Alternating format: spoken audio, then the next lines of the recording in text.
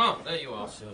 Apparently, Uniform picked up a few blokes last night, and they've just realised that one of them is Harris's gardener, Mike Patterson. I'm going to interview him now. Look at this, look. This is his PIN number. What, you got bad memory, have you? Maybe I can refresh it for you. Do you know what this is? This is his credit card. What did it do? Fall out of the sky into your hold? I don't know what you're on about. All that stuff that happened out there, that wasn't me. Sleeping with the lady of the house? Eh? She give you the cold shoulder. You lost your temper? No! Inspector. All right. Okay. Michael, why the card and the number? She wouldn't pay me half the time. So we had me go down and get the money out myself out the hole in the wall. If I killed them, why would I hang around? Why wouldn't I clear out their account? I wouldn't hurt them, I wouldn't. Michael. Now tell me what happened. I got the money out. I went back. And the house was just an inferno. I couldn't believe it. That's because you torched the building and then you went into hiding. No. Well, you didn't go back to your flat. You did a runner. My girlfriend shut me out. I know where to go. Why did she chuck you out? Because he's got a violent temper. Oh, come on. All right. I know. I shouldn't exert undue emotional pressure on your client. Jack. Yes, all right. Carry on. Go on. So you tell us, Michael. She found out I was having it off with Mrs. Harris. Oh. So, what did you do? Did you do a number on Mrs. Harris, eh? You know, did you say, poor me, let's go away together? Or did you say, give me the money or I will tell the world what you get up to with the hired help? No, I didn't know where to go. I didn't know what to do. Listen, I looked after Mr. Harris. I helped him as much as I could. Why, because you felt guilty? Maybe, yeah. But I was the one who called his dad.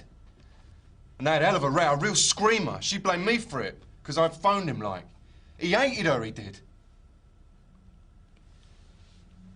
You squeezed that number out of Harris, and then you murdered them both. Come on, it wasn't me!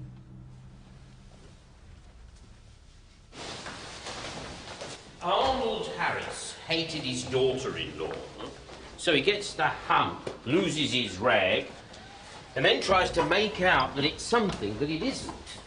Do we believe that, or should we believe that? My money's on Patterson. Yeah, so is mine. Mind you, he has got a point, though, hasn't he? I mean, if he did kill them, why didn't he take all the money and then do a bunk?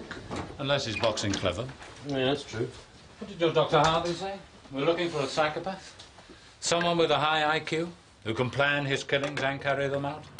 Who's in control all the time? Is that Patterson? No, of course it isn't. Tell you what, get Lonigan to go down the bank, check his story, see if it fits. Blimey, Jack, we can't let him go unless we're 100%. I know, but we can't miss a trick on this one, George. And I am not taking Arnold Harris out of the frame either. And while you're down there, get me some fresh milk. Where's the boss this morning? Didn't come in.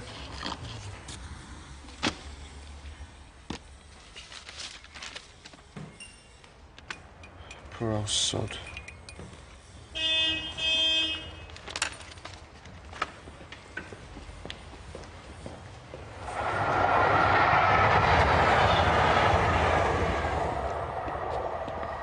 Got any dosh yet? End of the week. Yeah, you owe me. Oh, I know. I'm skint and all, you know. Not for a pint, though. Right? You're a bloody chancer you are. 12:30, yeah? Yeah. You're letting him go? He's not the killer. Well, you can't be 100% certain. Well, I can't be 100% certain that I won't be struck on the head by a meteor at 3 o'clock this afternoon. I have no cause to hold Michael Patterson. His alibi stands. He has withdrawn money from the bank before, mostly on paydays. The public do have a right to certain assurances, Inspector. What about serial killers or about lumps of rock falling on their heads? I can only assure that most of them won't be victims. That's a very cavalier manner. No, it's the truth. All right, if you want to hold on to Patterson and then face a grilling from any civil liberties group that cares to get out of bed this morning, well, you know, carry on. Effective policing in the community is every police officer's duty. Which we have failed to do when an itinerant old man gets savagely attacked. We've let him down as well. Well, you're senior investigating officer, Jack. Thank you, sir. But if you're wrong... I know. I'll get thrown to the Lyons. If there's anything left of you to throw.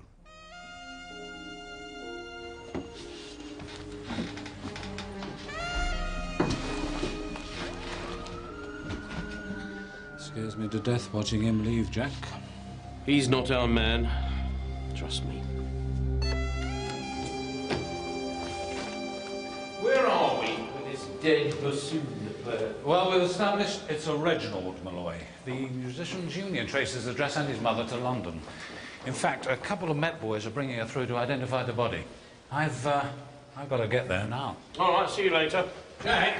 Yes. This dead man's father, Arnold Harris. Oh, yeah, what about him? Well, his name rang the old bell. All right, ding dong. Ding dong, yeah. Yes, I thought I knew. Has he got form? No. No, but he was a witness at an armed robbery trial about 13 years ago, just before you got here. His face was all over the papers. I knew I'd seen him before. That's where one of our coppers got killed, wasn't it? Yeah, that's right. Arnold Harris was in the bank at the same time and made a positive ID of the gunman. That's all I can tell you. Well, thank you, Chick. Something to ponder on, eh? Jack? Mm-hmm? I'll see you let your suspect go. Yes? And anything else you can cross without falling over?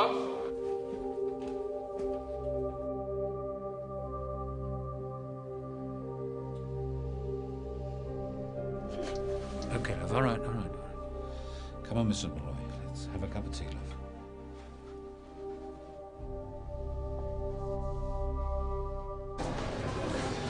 So, you say you used to live in Denton? 13-odd years ago. My Reggie was just a lad. I felt very uneasy when he said he was coming back. Oh?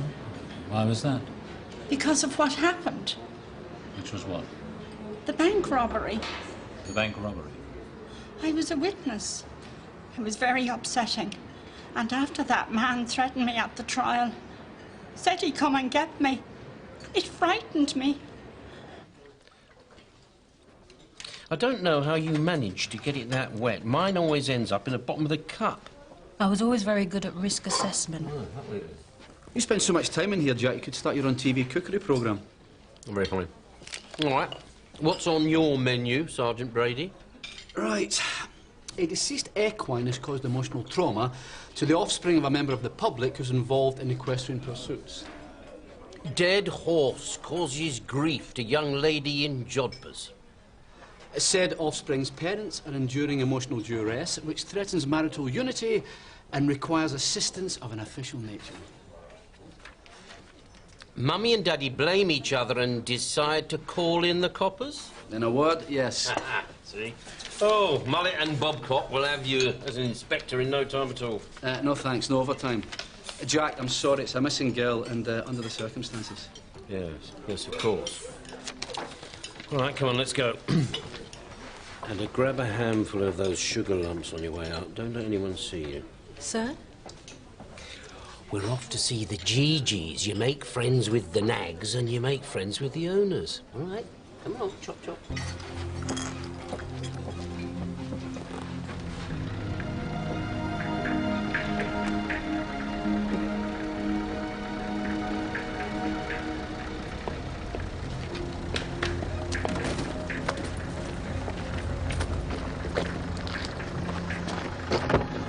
You're not coming like that, are you? I'm only opening my little wardrobe. I'm not decorating the lounge.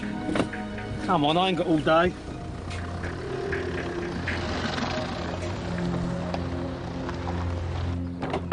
I had to have a horse humanely destroyed. Why, what happened? She broke her leg. Look, I have a race meeting to get to. My wife can tell you what you want, all right? Wait, just a minute. Hey, excuse me. Your daughter is missing. Not the first time, Inspector. It's not a boyfriend causing an upset, it's something else. The last time it was because I wouldn't let her get her navel pierced. For God's sake, her navel. She still had it done, no matter what I said. I'm sorry, Inspector, I think we're wasting your time. My wife's in that stable. Nice to see parental care in action, isn't it? Psychologists wonder why kids go off the rails.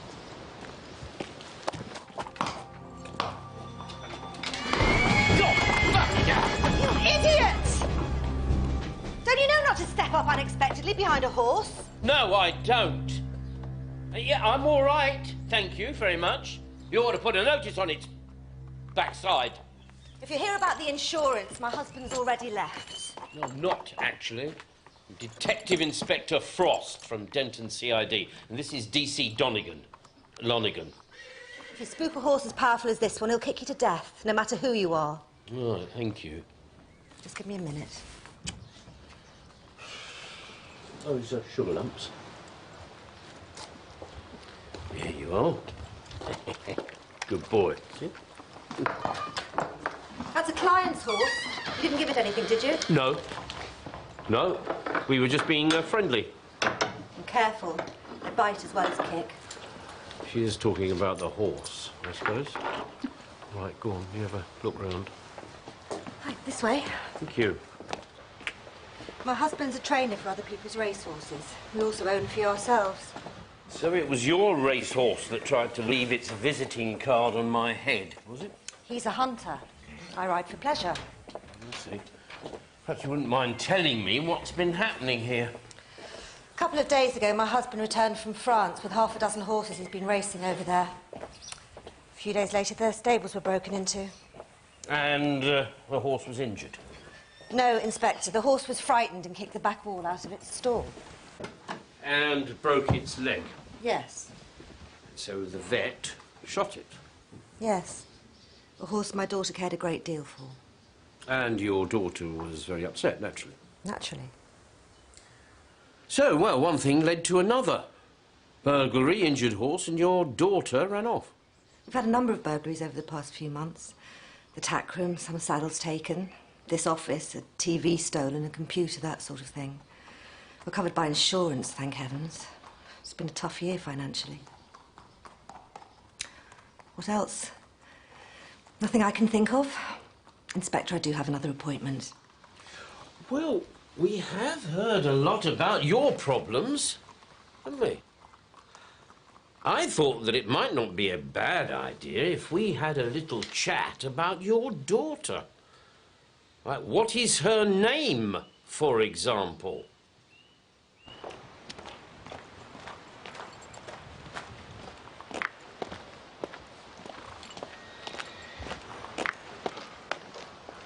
Melanie Monkton likes the boys. I think she's been giving one of the stable lads the common as well. Yeah, sounds to me she's a bit spoilt. Not unlike her mother in that respect. Well, her father seems to spend most of his time trying to keep the company in the black. I mean, out of debt.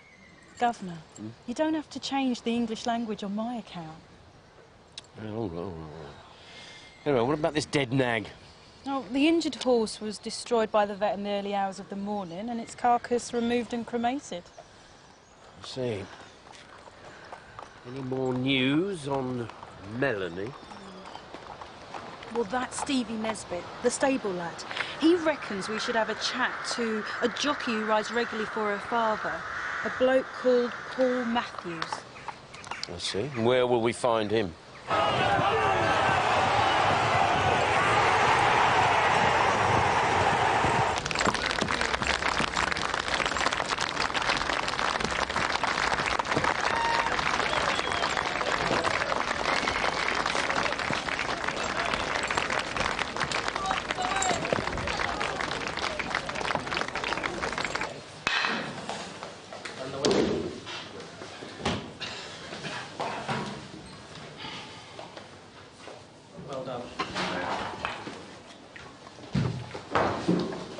Good evening. Can you show your card to the clerk of this case, please? Thank you. Detective Inspector Frost, Denton CID, thank you.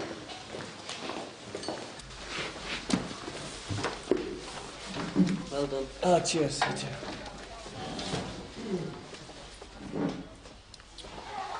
Ah, there you are, Mr. Matthews. No wonder you ride winners. You're a hard man to catch up with. No reporters in here. You should know better than that. Oh, come on, just a few words for my punters, especially my superintendent. I have to shower. Oh, all right, go on. I'll wait outside. I'm not that keen on the job.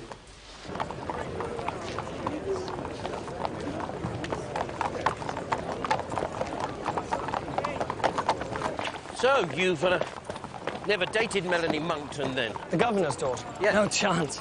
I've had the occasional social drink with her. Must have been tempted to try your hand, though, eh? Listen, Inspector, I wouldn't mind having a fling with Melanie. No man in his right mind would say no if it was an offer. But it wasn't, so I didn't. Oh, all right. I've no idea where she is. She had an on and off boyfriend. He's at an agricultural college somewhere.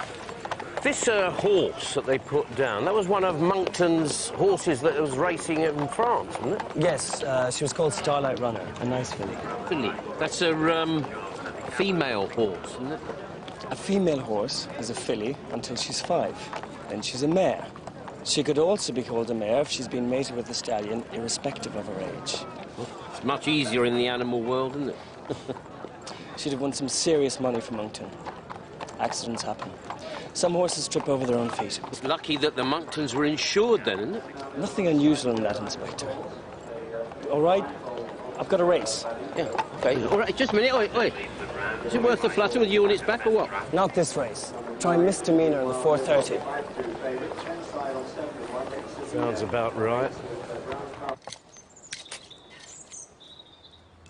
Your killer isn't a monster with 2 heads, Jack. He's the person sitting next to you on the bus or train every morning.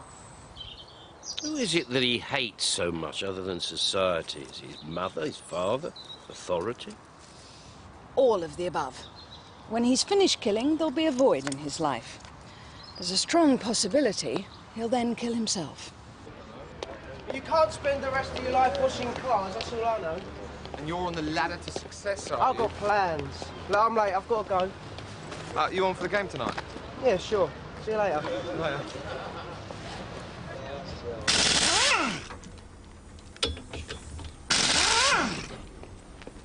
I don't pay you enough to have an executive lunch hour. Sorry, Mr. Granger, I met a mate down the pub. I work late. Yeah, see you do.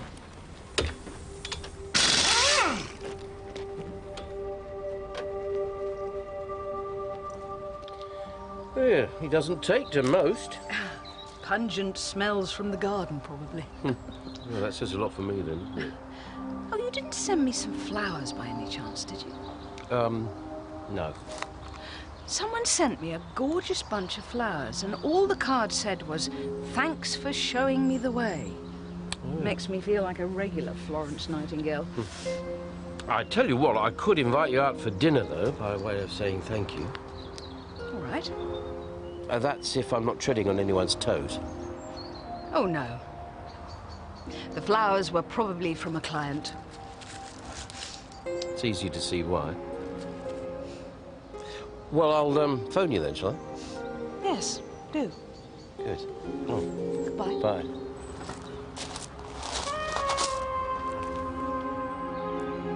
Yes, you and me both.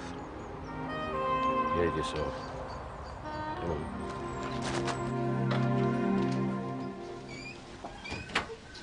Yeah. Jack? Yeah? Reggie Malloy, the drowned musician. His mother's made a positive ID. I think we've got a breakthrough. These are not random killings. Arnold Harris was a witness at the trial of an armed robbery 13 years ago.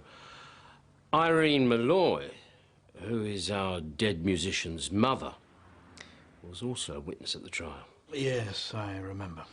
Charlie Lehman. Real thug, brutal as they come. Well, was he paroled, perhaps? Is he getting even with those who gave evidence? No, sir, no such luck. Died from a heart attack in a prison hospital a year ago. Ah. Well, someone who served time with him then. A cellmate carrying out revenge attacks. Yeah, that's exactly how I thought, sir. What about this missing girl? Her car was found abandoned. No connection between her family and the Lehman trial. A random abduction, then? Possibly. I don't believe it was an abduction. You hope? All right, thank you, Jack. Just get on with looking for Lehman's known associates. Hmm?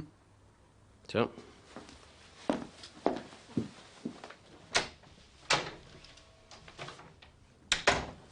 Perhaps it's time to bring in a more senior officer from another division. More resources and experience. Frost has my full support, sir. Admirable loyalty. But careers aren't made by backing losers. And sooner or later, Frost's luck will run out.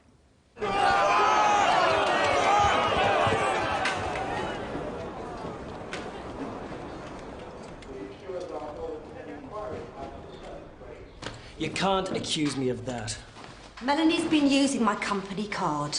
I've never even been in this hotel. When I phoned, they said a young woman and a man who sounds a lot like you had booked the room. Are you sleeping with her? Are you? Ease off, Fiona. I'm sleeping with you. Or have you forgotten?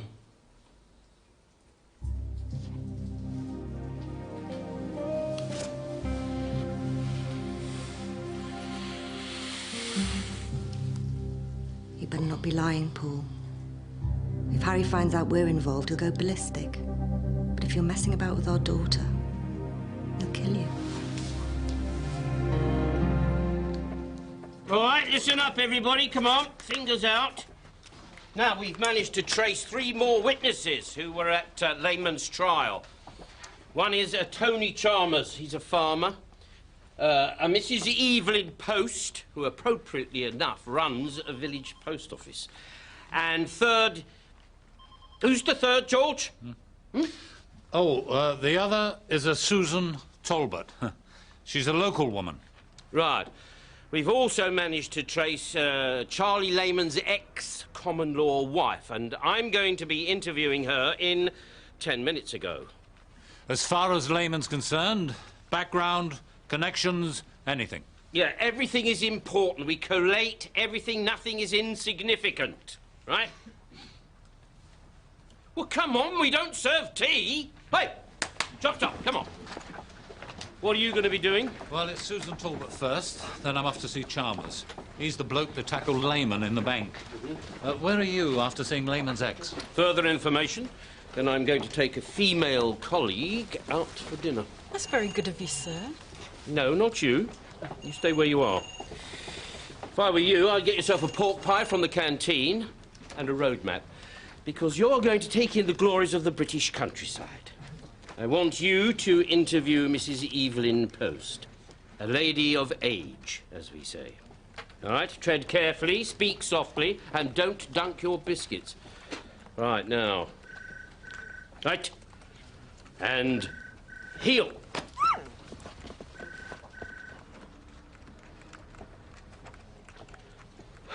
It's definitely improving.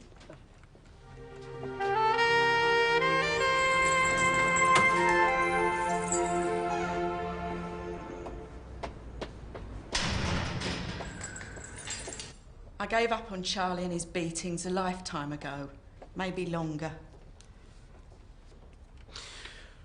He must have had some mates that he brought round the flat.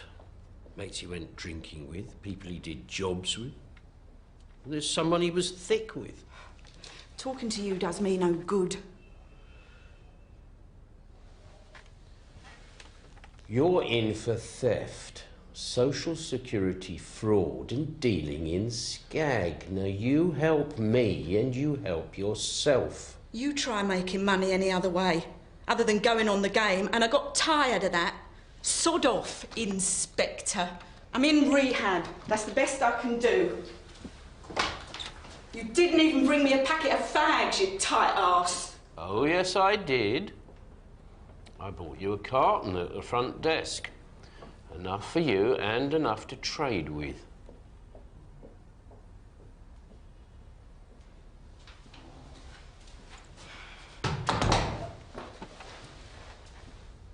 He had no mates. He was strictly a loner. You check. I bet even in the nick he spent most of his time in solitary.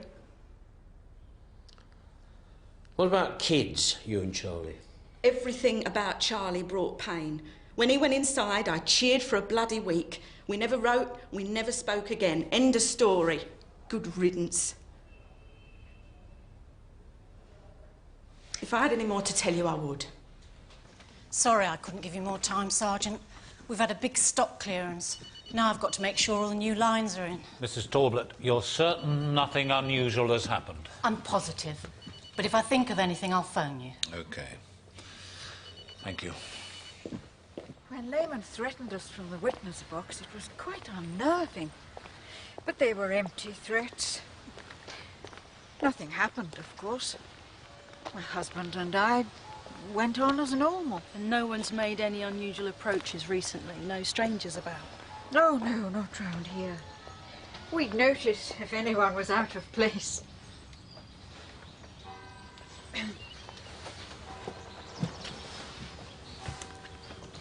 And Jenny does a small grocery run to the old folk every week, so she'd have heard. We don't even get tourists down here. Jenny's family, is she? The one in the shop. She's my eldest. She's been a godsend since Norman died. That's my husband. Late last year. Oh, if it hadn't been for Jenny and young Colin, I don't know what I would have done. Colin's your son? Oh, no. He was a young lad who helped out around the place. A very willing pair of hands. He stayed on for a couple of weeks after Norman's death. So you grappled with Charlie Lehman after he shot the policeman in the bank? Right enough. He hit me with the butt of his shotgun. Sawn off 12 bore. I'd put one in the ceiling to scare everyone. Blast that poor copper in the chest. Hadn't had time to reload when I had to go. I wouldn't have tried it otherwise. An evil-looking beggar, though. You made no mistake identifying him at his trial? Not a chance. Before he was sentenced, he threatened all the witnesses. Didn't bother me none. Glad I had a hand in putting him away. An event like that can take stock of your life. I'm sure you're right. Your wife must have been a bit uneasy, though? Yeah, she's strong, she is. Tell you what, I wouldn't have got through this year without her. When our Timothy died, well, I went to pieces. She was much tougher than me. Timothy, that was your son? Yeah. 10 years old he was. I'm sorry. He was down in the lane on his bike. Hit and run. I never got the bastard who did it. Coppers reckon there was a kid joyriding. When was that, Mr. Chalmers? 7 months ago. She doesn't even talk about it. Me, I can blub just at the thought of it all. A month after he died, couldn't even feed the beasts. Useless I was. It's lucky I had Alan here. Is that a family member? No, it's a casual labourer. Been here a few weeks before Tim died and stuck with us for a while after, then he left. Can you describe him?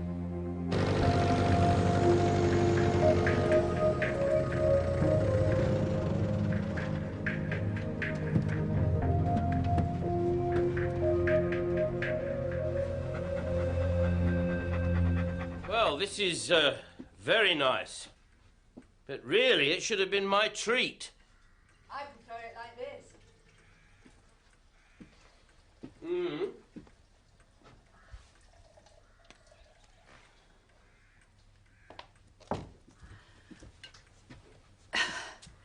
Remember, I told you, secret admirers are not unusual. Lots of clients think they fall in love with their therapist. Comes with the territory. No, sorry, I wasn't snooping. It was the card had fallen on the floor. Of course you were snooping. Yes, of course, I was snooping. It's what you do. I snoop too. into people's minds.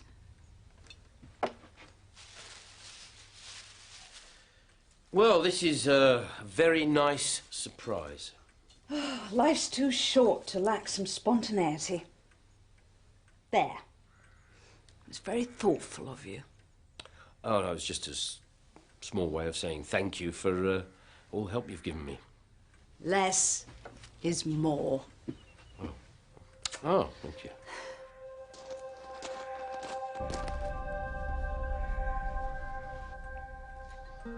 So, widowed, divorced, obstinately single? One. You? Two. Oh? Recently? No. Me neither. I'm it. No parents, no offspring, just boring old work. Oh, remember me. I don't even have a cat. I've never even thought of owning one. You do have a dog, though. Oh, yeah, well, just temporary. Oh, the dinner beckons. Ah. Would you like to come and help me?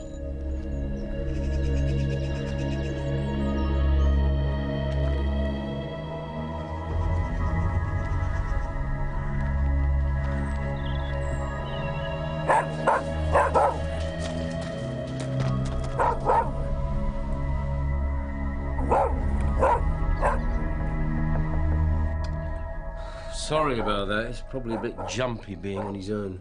You can bring him in if you like. I don't mind dogs. No. He'd be all right.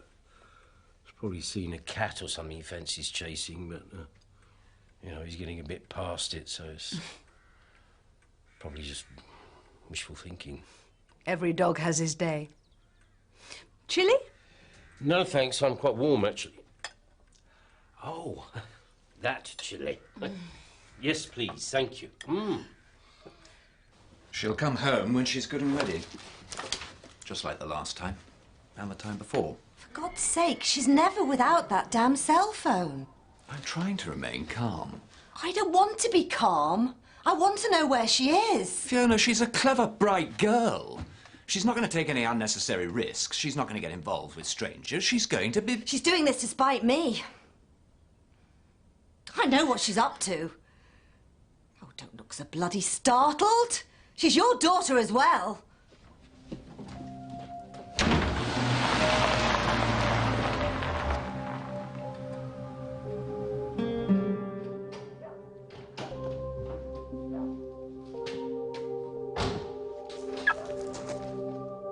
Who's there?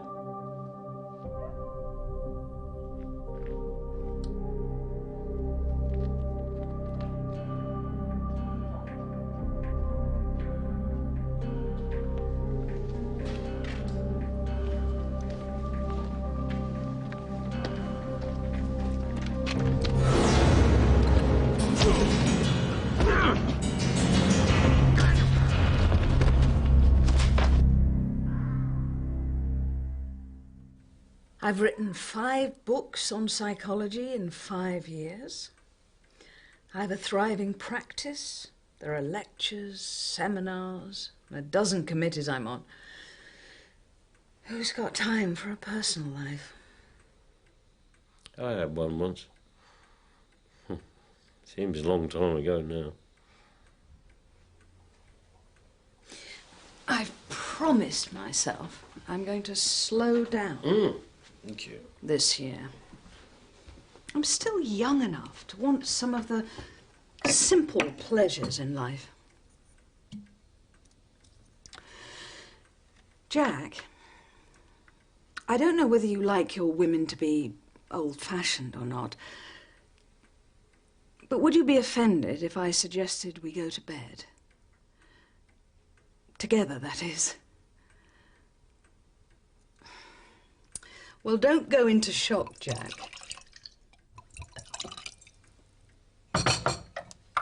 I don't make a habit of saying things like that.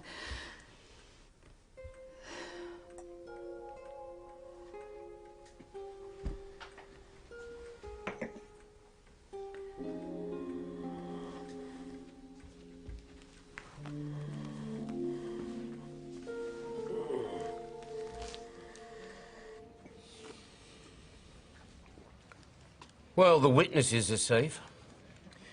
If Lehman used someone in prison to do the revenge act for him, he's had over a year to do it. What about our fourth witness, Mrs. Talbot? No threats, nothing untoward, divorced. Both parents died more than 10 years ago. She has a brother, Lionel Grange, who lives and works locally. Well. Oh, I don't know.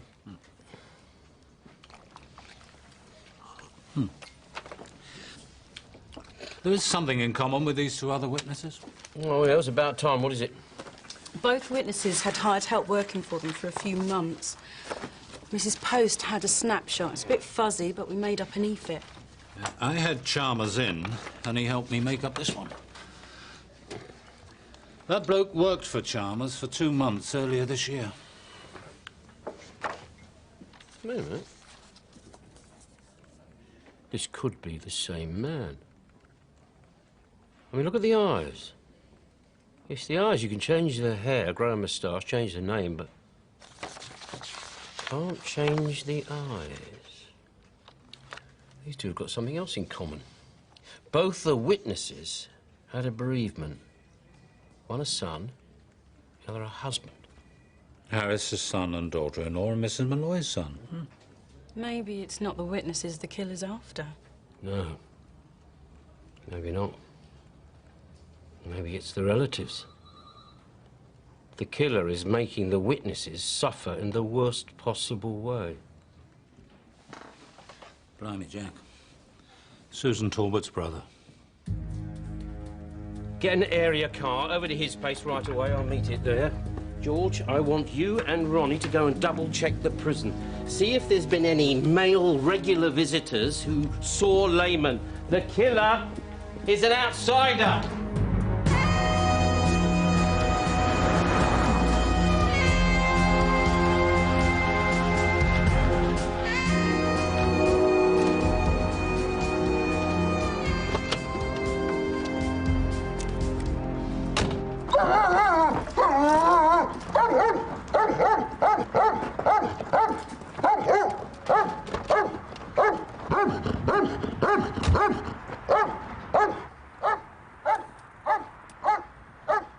Oh, thank you for your backup.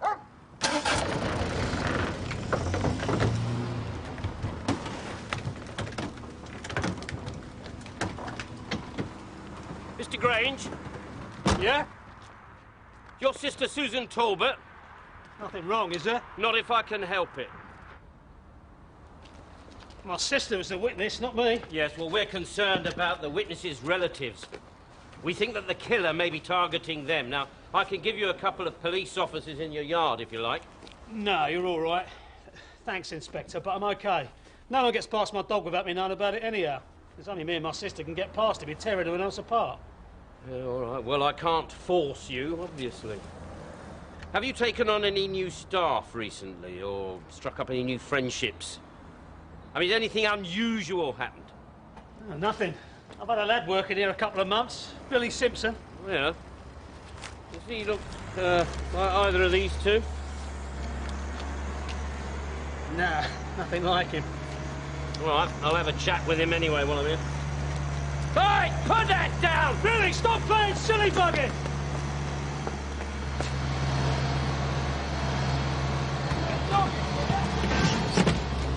Are you all right there, dog? Good boy. Hey, you! Sorry, didn't see him. Didn't see him. Well, you. Do you live round here, do you? Bradley Close. Oh, right. I want you to go out there and have a nice chat to those two very nice police officers. I haven't done nothing. Nobody said that you had. But in order to eliminate you from our inquiries, we have to ask you a few nosy questions. Now, go on, get going. Three. Next time, check before you put a good card down. Is he in any bother? Not unless you know something I don't. Nah. Right, well, thanks for the warning, Inspector. If I do get any trouble, I'll always let my dog loose. Mind you, then you'll probably be arresting me for assault. Yeah, most probably.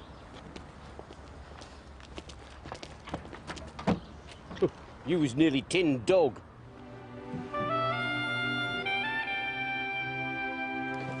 There's no CCTV records beyond a couple of months at the prison. And no regular visitors, but Layman wrote a letter a month. Yeah, well, I bet that address has long since been abandoned. Oh, that reminds me, before I forget, this Lionel Grange, he may feel safe with this vicious dog of his, but I'd feel happier if an area car went and visited his yard once in a while. Look, I'm concerned that we're not moving quickly enough on this missing Monkton girl. HMI thinks there's a connection with this. Well, I think he's wrong. All right, Harry Monkton is up to his eyes in debt and, well, he still lives high off the hog, but... Well, last night, Paul Matthews, now he's a jockey who often rides for the Monkton. Yes, I know Matthews. I've already talked to him. Well, he was assaulted. Hospitalised. Didn't make any official complaint. No idea of the assailant, sir? No, but Matthews is saying that Harry Monkton is behind it. Is he indeed? Now, I wonder why he would be saying that. George, I tell you what, go over to Monkton's place, will you? Keep him under observation. OK. So, you think he could be implicated in something else? Well, let's look at it this way, sir. There is a faint aroma of performing seals. What? It stinks.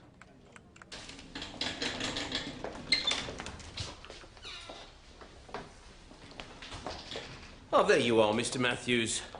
What do? Fall off a horse? Monkton had someone do this to me. What, because you wouldn't ride one of his nags? No, I don't think so. It's probably got something to do with the fact that you know about this dead horse.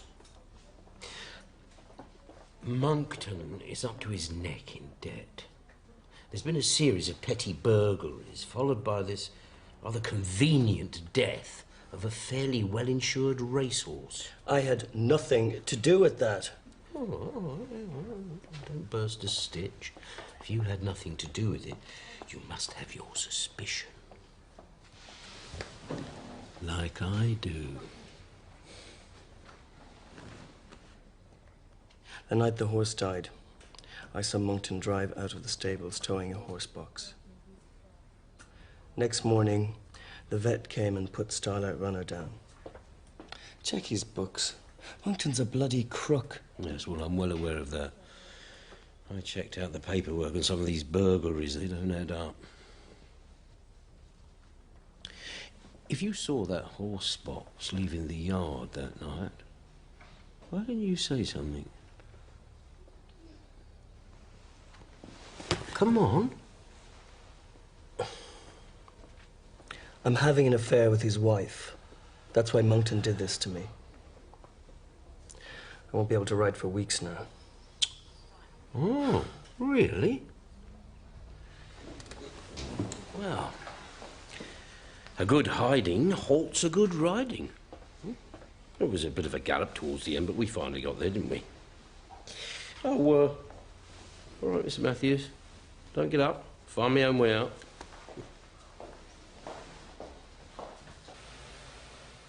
This is our third evening in a row, Governor. We're not even sure the Monktons are up to anything. The Monktons are up to something.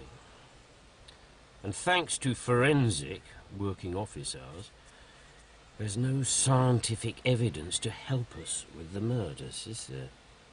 Anyway, you haven't got anything else better to do with it? Hang on. Right, George, where is he? Monkton's been sitting in a village pub for the past hour. He's now gone down a lane towards a small holding. There's some old railway wagons down there from what I can see. George, you take a stroll in the countryside and see if there's a good-looking nag in one of those wagons. And mind where you step. I don't want the countryside brought back into the office. Hang about, George. We're under starter's orders. Now, if there is a good-looking horse that's better than your average donkey and it answers to the name of Starlight Runner, you do something like arrest Harry Monkton. We're off following his wife. Out. Right, Donegan. The going is good to firm. And if my hunch is correct, it's odds on we're going to win the penalty shootout. Mixed metaphors, sir. I don't care whether it's mixed licorice all sorts, as long as we get a result.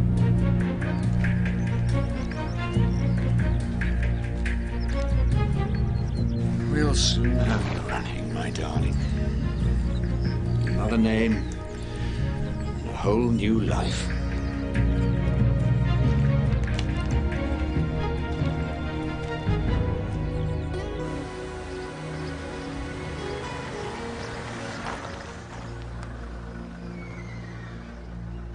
I went to London with some friends. Just leaving your car at the side of the road, and you couldn't let us know. It broke down. I couldn't find my phone.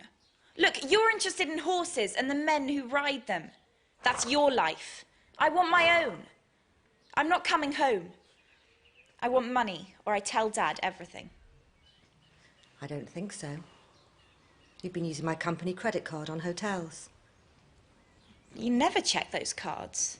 It's time to grow up, Melanie. I was having sex with Paul Matthews long before you pranced into view, and at far better hotels, I might add. I had a friend teach him a lesson. It was you who hurt him. You bitch!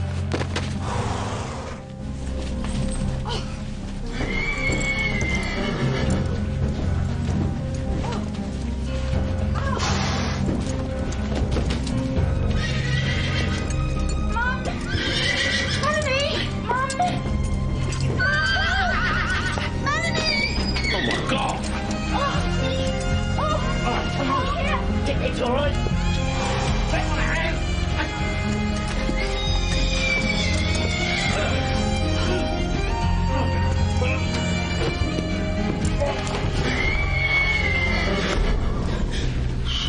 Oh, sir, the horse nearly killed you.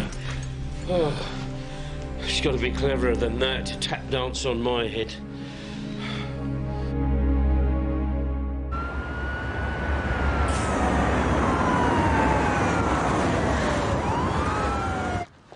They found an empty cash box and enough porno videos to open a shop.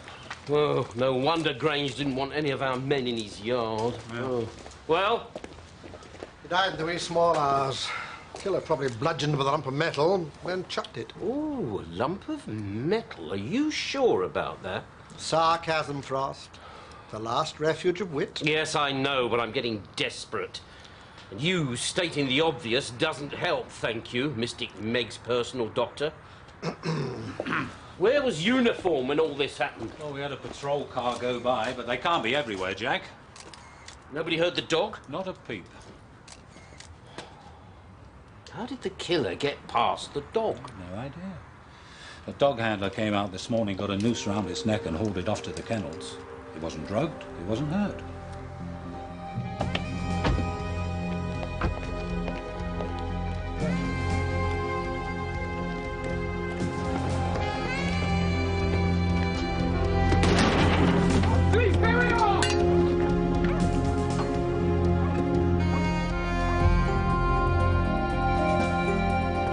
Slow down, slow down.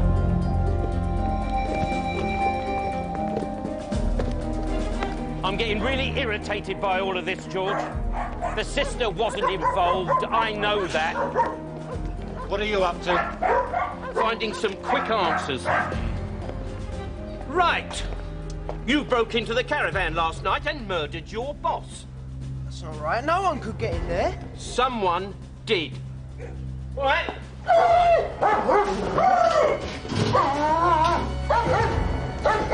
right. Open the cage. Come on, open the cage. All right, sling him in. I said sling him in. Jack, you can't do that. You can't do that. Well, who else could it have been? I just cut to the chase. Look at it this way. I've saved a day's questioning in the interview room. All right, get him down the nick. You're cutting corners, Jack. You're threatening witnesses and you're going to get yourself into trouble. Don't try to tell me how to carry out an investigation. I need answers, I need them quickly. And you're overstepping the mark. You're going to blow yourself and this investigation out the water. Look, is that what you want? Self-destruction isn't in my game plan, George. And if you don't like it, get yourself reassigned. Jack!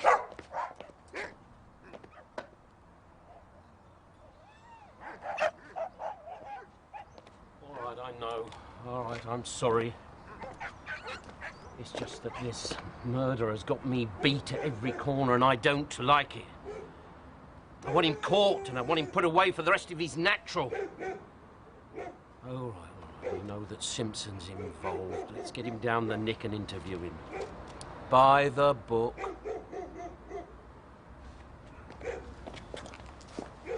So, Billy Simpson is not the killer. No, so no forensic on him at all.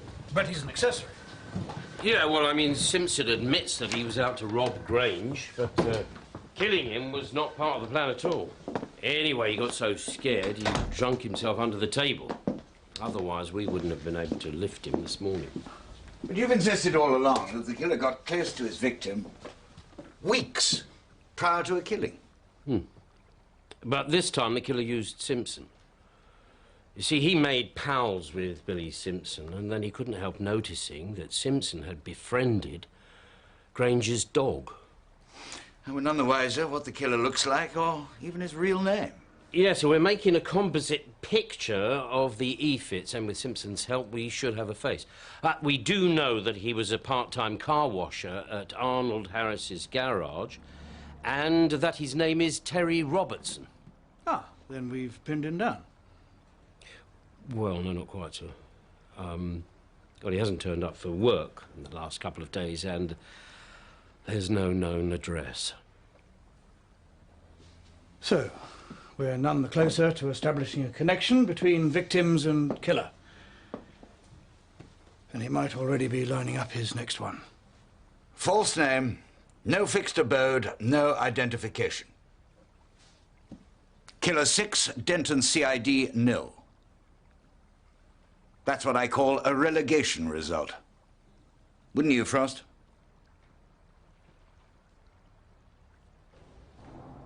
I told you, Charlie's life was his own.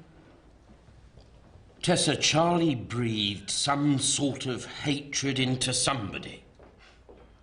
Mr. Frost, there's big areas of my life that I can't remember, yeah? You know, I see pictures, memories like, but they have no names. Now, some of the people have no faces. You were all over the country, but for 7 years before the shooting, Charlie was in and around Denton. It must have been someone. Yeah, I suppose. We lived in squats. Then we had a council house. He did jobs. I mean, he dragged us round from pillar to post, and I couldn't leave him while he was on the outside. He would have killed one of us. Us? Mistakes happen.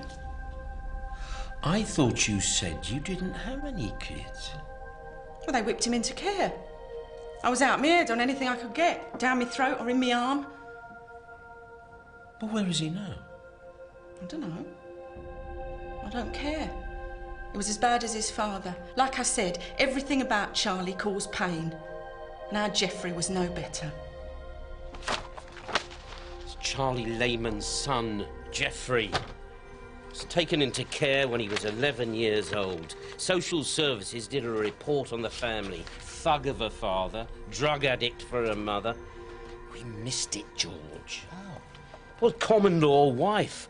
The boy was taken into care under her name, Geoffrey Meadows. Jack, everything in here indicates that Lehman's son was removed for his own good. He can't be seeking revenge for his father. The father may have brutalised the son, but when you're that age, I suppose any attention is better than none. And who's the greatest influence on a boy's life? His father. Sir, here. It's the psychologist's assessment and a recommendation for putting the boy in care. This is Pam's report. Terry, I think we're making good progress. See you next week. Oh, come on, come on. Pam, are you there? If you are there, pick up the phone. This is urgent. It's Jack. It's urgent. Hello, Jack. Thank God. Pam, listen very carefully. Have you had any young men as clients in the last few weeks or months? New clients? A couple, yes. All right, now listen, about 11 years ago, you did a psychological evaluation on a disruptive family. Now, It was a mother and a son. Her name was Meadows, Tessa Meadows. Can you hang on a minute? I've just got to let one of my clients out. Goodbye, Terry. Goodbye, Dr. Hartley.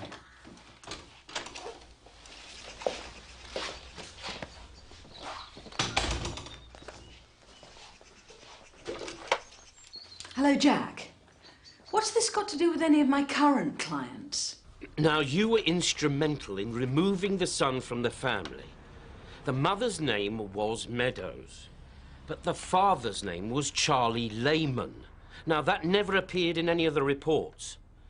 If you've had any new clients recently... Jack, one of my young clients has just left. Pam, Jeff Meadows is about 5'10". He's got short, dark brown hair, blue eyes, and he wears a cuff in his ear. It's not a ring, it's a cuff. But he uses the false name of Terry Robertson. What?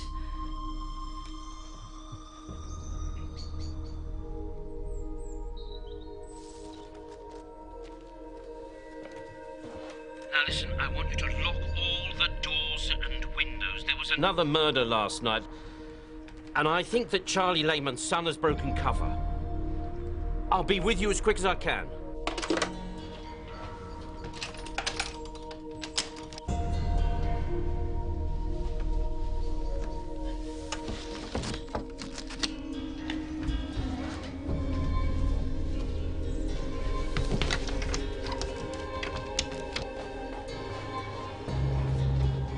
Jack! Jack!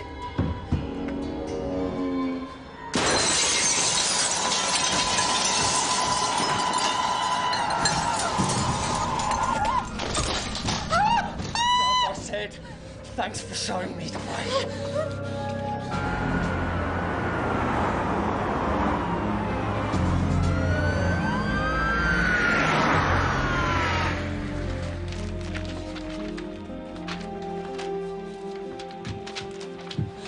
Sir, neighbours reported her car roared out of the driveway. A man was driving. Yeah, we've got the make and index number, Jack. We'll find her. Well, what are we waiting here for?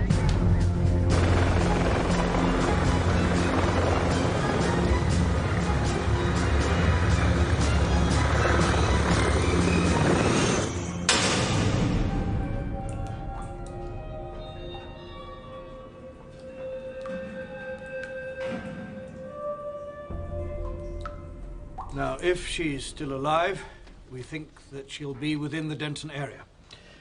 I will act as search coordinator, Jack. Yes. Mobile and air patrols are already searching for her car. She's got 2 hours if she's lucky. You made them send me away when my dad needed me. He wrote to me every month. You've no idea what you and the others did to us. He abused you, Geoffrey. You needed care. He wasn't a good father. Not what he did to you and your mother. I think you know that. He was my father! You're the last. I promised him I would hurt them all just like I was hurt. There was no one else in my life. But I've got no family who'll suffer. My death won't achieve anything. You're special.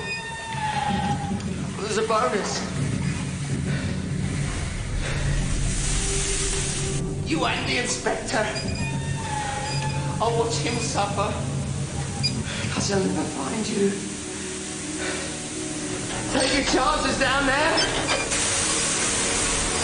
Maybe you'll beat the water. Find a way out.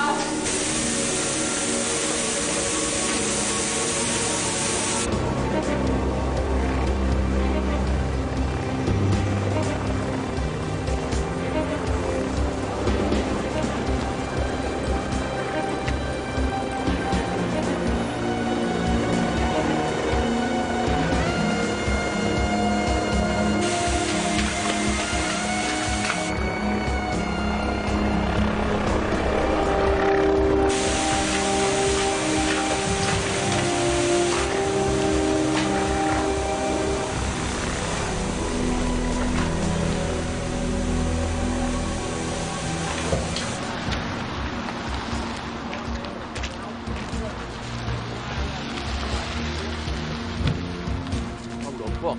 We've covered all the sections back there. I'm heading towards the landfill site. Yeah, all right, we'll keep in contact.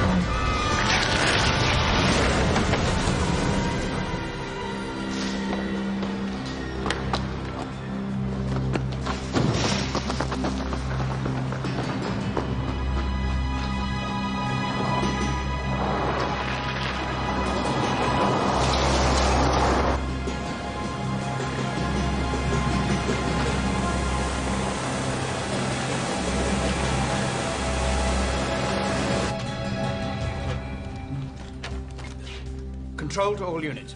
Dr. Hartley's car has been abandoned near the North Denton landfill site. Suspect is on foot, heading towards the Denton bypass. This is D.I. Frost. I'm nearby. Now keep uniform back. I don't want to panic him.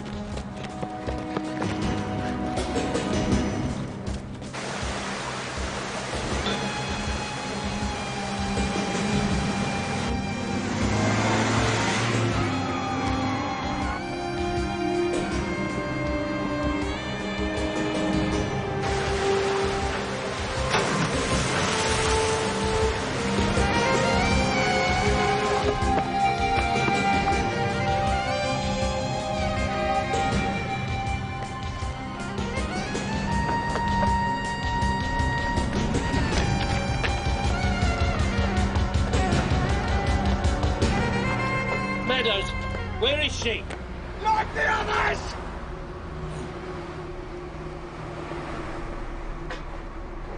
Jeffrey. Come on, son.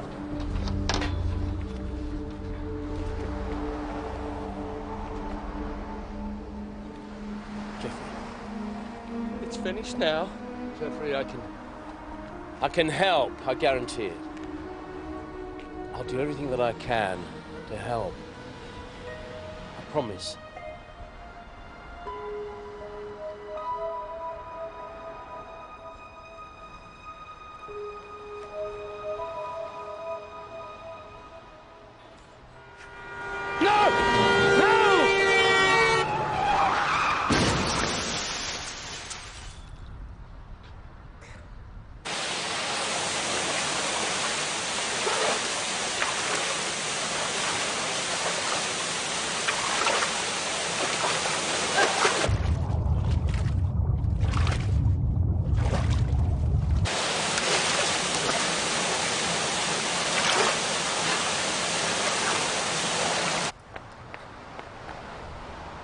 Meadows.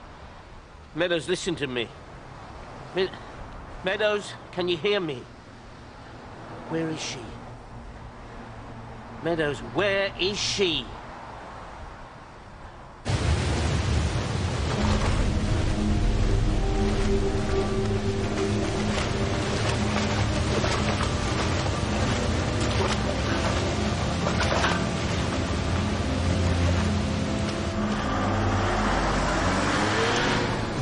We're too late. Meadows has killed himself. Did he say anything before he died? No. Tell him to wait. Hang on, Jack. Jack, check your maps. Now, a few years ago, I was in charge of an anti-terrorist exercise less than a mile from where her car was abandoned. There's an old auxiliary pumping house. I'm sending a car for the water engineer. He'll bring up his maps of the system. This way, sir. All right. What's happened? They're just down here. They're just down here. Yes. Someone's flooded this section of pipes. It's an old backup system. I've shut the valves down. Are there any inspection hatches to these pipes? Yeah, there's one there. There's another one All right, here. OK, thank you. You come with me. But after this second hatch, the water goes deep underground. If she's down there, she'll go with it.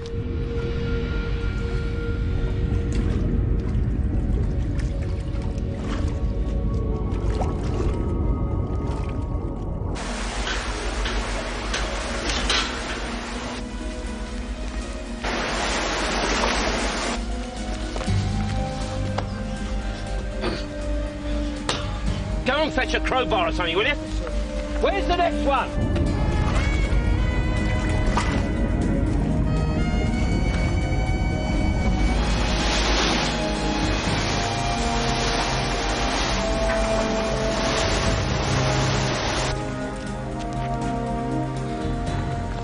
Right, you get this. Get this open with a...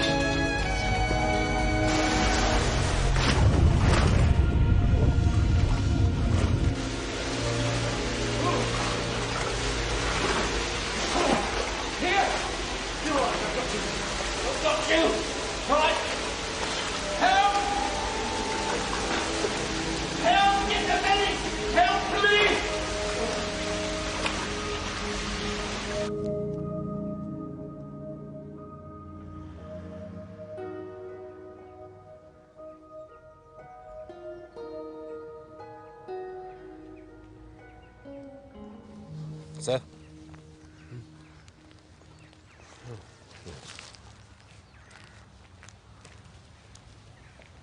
You took your time getting there. Well, you're a difficult person to track down. You scared me to death. I wasn't feeling that wonderful myself. I've heard that you're going to be the captain of the next Olympic swimming team. No, I thought I'd try for the I should have screamed louder event. Well, listen, Dr. Frost recommends some spoiling once you get out of here.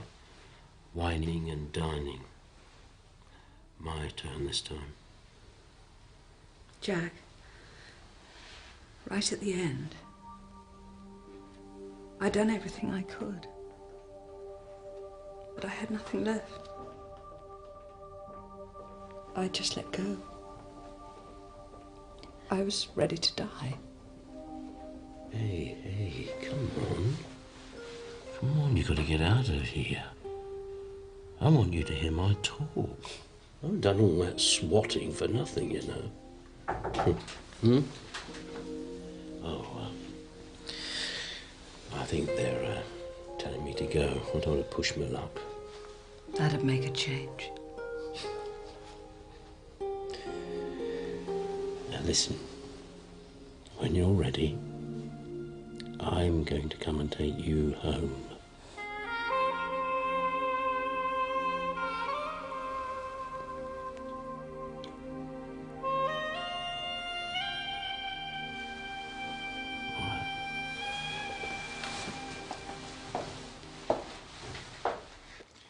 I'm recommending we withhold your budget until my disciplinary and administrative recommendations are instituted. I'd say there are severe doubts as to the overall efficiency here at Denton. Now, just a moment, sir. We've arrested a drug pusher for peddling ecstasy to kids, a woman for ABH, and her husband for killing a horse for the insurance money. And last, but not least, we've tracked down the murderer of 6 people. Yes, an effective cohesion of resources resulting in the reduction of undesirable elements in society wishing to commit offences. Or to put it in my language, we nicked the lot. Not a bad result for any division. and successfully conducted by an officer holding the George Cross, I think that looks fairly strong on paper, don't you? Sir? All right. You've got away with it this time. But one day, the results won't match the methods employed. Tread carefully. Both of you.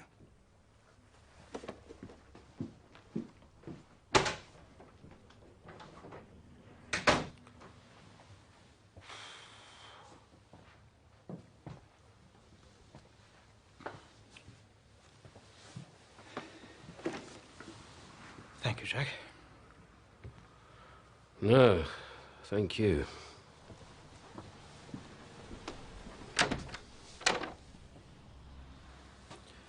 I think you did a cracking good job, sir.